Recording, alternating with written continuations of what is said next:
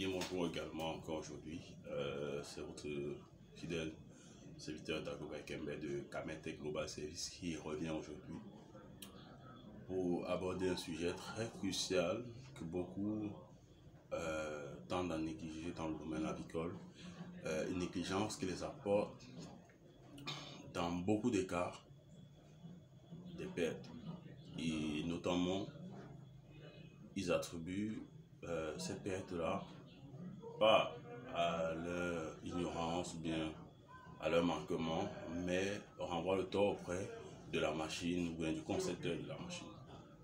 Donc, notamment ce que je tiens dans ma main, là, c'est pas la lumière nous permettra de bien voir, voilà, c'est un thermohygromètre. C'est un thermohygromètre. C'est vrai qu'à base ce type de modèle, c'est un peu compliqué pour tout un chacun. Mais notamment, c'est quand même accessible sur le marché. Il y en a plusieurs variétés. Il y en a à mercure. Il y en a à mercure, c'est pas où j'ai mis, mais il y en a à mercure. Je vais regarder ça. Oui, c'est là. Il y en a à mercure. Voilà. Voilà, à mercure. Il y en a à mercure. Ce modèle à mercure également, qui est là le taux d'humidité. Et là, la température. Désolé si c'est un peu sale, mais je travaille avec. Donc, notamment, on a toujours dit à l'école qu'un technicien qui a un matériel propre, ça veut dire que ce technicien ne travaille pas. Un technicien, vous allez voir, bien un ingénieur, vous allez voir propre, ça veut dire qu'il ne se met pas dans le cambouis, il ne met pas les mains dans le cambouis. Parce que constamment, celui qui est toujours en train de travailler avec son matériel, voit son matériel toujours sale, ou bien cassé, ou bien griffonné, quelque part. Parce qu'on ne fait pas de monnaie sans casser des œufs, bien sûr. Donc, je vais m'attarder plus ici. Ce modèle, bon, disons, les thermohygromètres nous permettent d'avoir une autre appréciation de la valeur de la température et de l'humidité. Notamment, ceci à la base est conçu pour les domiciles. Chez les Occidentaux ou bien dans des pays maghrébins, ils ont des problèmes d'humidité dans leur domicile ou bien en fonction de saisons climatiques. Donc voilà pourquoi ils utilisent des dispositifs tels que ceci pour voir s'ils ont besoin de passer au chauffage, pour voir quel coin de la maison est trop humide pour que ça ne détériore pas la structure du domicile. Donc, moi, j'ai détourné cet outil pour le but d'améliorer mes résultats dans l'aviculture, dans la production de volailles. Voilà pourquoi je suis en train de vous présenter. Il y a le petit modèle noir. Je suis désolé, je n'ai plus ça en stock, je vous aurais montré. C'est plus celui-là que des gens connaissent. Il fonctionne également à pile, même ceci fonctionne avec une seule pile. Donc, le thermohygromètre. En fait, qu'est-ce qu'un thermohygromètre? C'est un dispositif qui peut soit être en mercure, comme ce modèle-ci, ou à pile, comme ceci, ou bien à petite pile, comme telle pile de montre. Ce dispositif a pour rôle de vous donner la valeur à l'instant T, c'est-à-dire à l'instant là où vous avez ce dispositif, à l'endroit où ce dispositif se situe, la valeur de l'humidité et de la chaleur dans cette zone ou bien dans cette pièce ou dans cet appareil où vous allez disposer ce dispositif. Qu'est-ce que le taux d'humidité? Le taux d'humidité, c'est la quantité d'eau présente dans l'air, dans la pièce ou bien dans la machine, on ne sait pas où, mais c'est ça le taux d'humidité. Et on a besoin pour réussir une incubation de l'humidité, la chaleur, du retournement des œufs fécondés. C'est ces 4 éléments.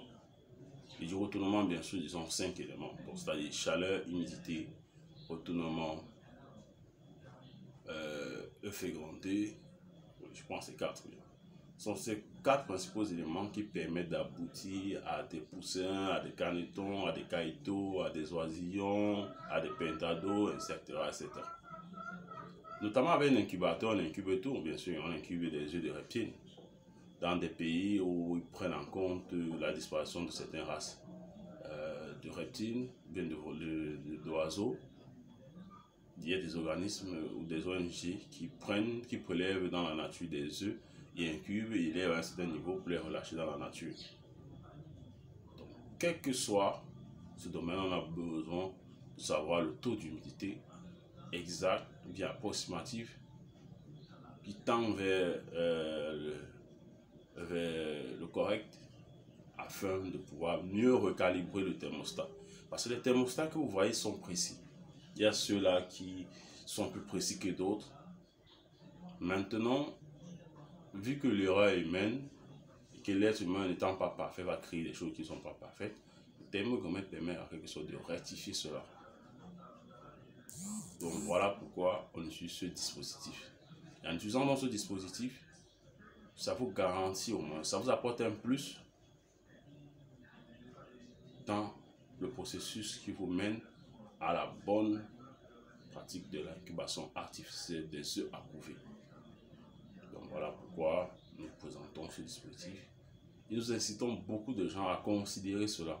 Peu importe le modèle de thermostat, de contrôleur qui est sur votre incubateur, je vous recommande nettement d'utiliser soit ce modèle à mercure, soit ce dispositif, soit d'autres modèles, mais de thermohygromètre, parce que cela vous permet d'être sûr ou bien de trouver le juste milieu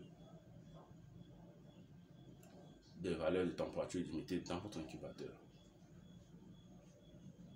Parce que, qu'est-ce que je veux dire? Dans un incubateur, bien dans une pièce, si nous prenons ce dispositif, nous déposons là à l'angle, nous aurons une valeur qui sera différente d'où je me trouve actuellement. Si nous déposons ça plus bas, nous aurons une valeur de température et d'humidité qui seront plus différentes de si nous ramenons ça vers le haut. Naturellement, l'humidité a tendance à rester vers le bas, la chaleur a tendance à rester vers le haut. C'est pour ça qu'ici en Afrique, dans certaines zones, quand il fait extrêmement chaud, on a tendance à aller se coucher à main le sol, en mettant soit une rase, soit une nappe. Parce que là, la fraîcheur monte, l'humidité monte également. Parce que l'eau se trouve vers le bas. Étant un peu lourd, ça va rester vers le bas. Maintenant, la chaleur étant plus légère, elle va rester vers le haut. Donc voilà pourquoi nous vous recommandons en fait de pouvoir utiliser ce dispositif. Nous commençons nos vidéos par des recommandations et ensuite nous allons mieux vous expliquer la chose pour vous permettre de vous améliorer dans votre exercice d'incubation artificielle des œufs à couver, puisque nous avons considéré que les Africains ont pris sur eux, ont pris le destin en main de produire énormément leurs volailles en achetant des incubateurs, en achetant des volailles, en achetant des œufs à couver.